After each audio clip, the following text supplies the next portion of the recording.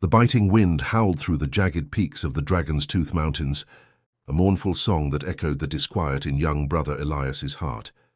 Nestled high in their crags, the ancient Monastery of Silent Stars clung to the mountainside like a weathered hawk's nest. For 5 years Elias had swept its stone floors, chanted its timeless hymns, and sought the elusive peace promised by the monastic life. But tonight, peace felt a galaxy away. The source of his unrest was a newly arrived elder, Brother Theron. Unlike the other monks, whose eyes held a serene wisdom, Theron's glinted with an unsettling knowingness, a shadow that seemed to flicker even in the dim candlelight of the refectory.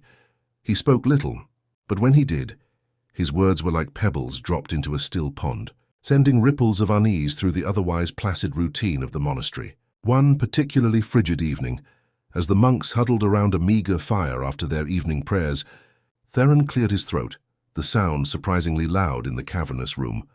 All eyes turned to him. "Brothers," he began, his voice a low rumble, "have you ever considered the stories the silence holds?" A few of the older monks exchanged uneasy glances. Silence was their creed, their discipline, their path to enlightenment. To speak of stories within it felt almost blasphemous. Brother Thomas, the monastery's librarian and a man of meticulous order, finally spoke. "The silence holds the voice of the divine, Brother Theron.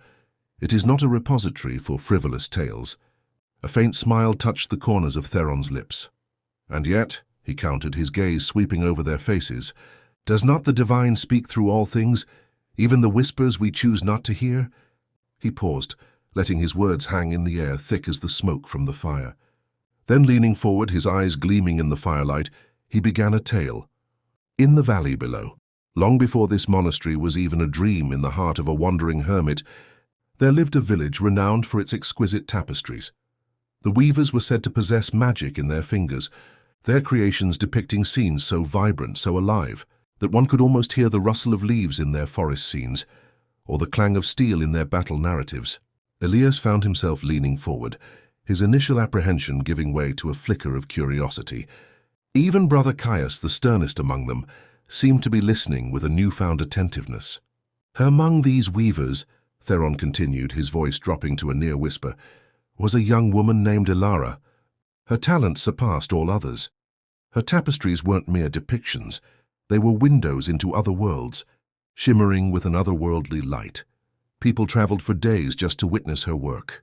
But Elara held a secret, a source for her extraordinary gift that she guarded fiercely. Every night, under the cloak of the new moon, she would venture into the whispering woods that bordered the village. There, in a hidden glade, stood an ancient oak, its branches reaching towards the heavens like gnarled fingers. And from this tree Elara would listen. A collective shiver ran through the monks. Listen to what? Brother Benedict, whose gentle nature rarely allowed for interruption, couldn't help but ask. "To the memories of the forest," Theron replied, his voice laced with a strange reverence. "The rustling secrets of the leaves, the ancient wisdom of the roots that delve deep into the earth, the echoes of creatures long gone. The oak was a living library, and Elara, with a sensitivity beyond mortal understanding, could read its pages. She wove these memories into her tapestries, the joy of a sunbeam filtering through the canopy, the terror of a wolf's hunt, the slow, patient growth of centuries, all found their way into her vibrant threads. But such a gift," Theron warned, his voice taking on a darker tone, "always comes with a price.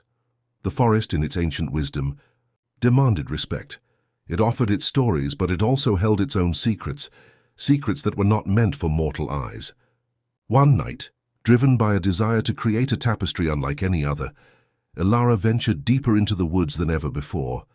She sought the oldest memories, the ones buried beneath layers of time. The oak whispered tales of creation, of primal energies, of things that stirred in the darkness before light was born. Overwhelmed by the power of these ancient narratives, Elara began to weave, but this time her tapestry was different. It pulsed with a strange energy, its colors shifting and swirling in unnatural patterns. Those who gazed upon it felt a creeping unease, a sense of something vast and unknowable peering back at them. The forest grew angry. The wind howled not with a mournful song, but with a furious roar. The trees themselves seemed to twist and writhe. Elara had taken too much, delved too deep. She had sought to capture the uncapturable. Theron paused, letting the weight of his words settle upon the silent monks. The fire crackled, its light casting long dancing shadows on the stone walls. The villagers, terrified by the unsettling power emanating from Elara's tapestry, turned against her. They accused her of witchcraft, of consorting with dark forces. Despite her pleas, despite her desperate attempts to explain the magic of the ancient oak, they banished her from the village. Elara fled back to the Whispering Woods, seeking solace in the familiar embrace of the ancient trees. But the forest, too, had turned against her. The whispers were no longer gentle secrets, they were accusations, cold and unforgiving. She wandered for days, lost and heartbroken, the weight of the forest's forgotten memories crushing her spirit. Finally, she collapsed at the foot of the ancient oak, the source of her gift and her ruin. "And what happened to her?" Brother Elias asked, his voice barely a whisper. Theron's gaze met his eyes filled with a profound sadness. "The forest reclaimed her, young brother. Not with violence, but with a slow, silent absorption. Her body withered, her vibrant spirit fading until she became another whisper in the woods, another forgotten memory among the rustling leaves." A heavy silence descended upon the refectory. The fire seemed to burn a little dimmer, the shadows a little deeper. Then Brother Theron spoke again, his voice softer now, almost melancholic. "The silence, brothers, holds many stories. Some are beautiful, filled with wonder and light. But others are warnings. They speak of the delicate balance between seeking knowledge and respecting the boundaries of the unknown. They remind us that even the greatest gifts can become curses, if we are not mindful of their source and their power." He fell silent, his gaze fixed on the flickering flames. The other monks remained quiet, the weight of his tale heavy on their hearts. Elias, who had sought the quietude of the monastery to escape the clamor of the world, now understood that silence itself could be a powerful, even unsettling storyteller. And he wondered what other tales lay hidden within the vast, echoing silence of the Monastery of Silent Stars. He had a feeling Brother Theron had many more to share.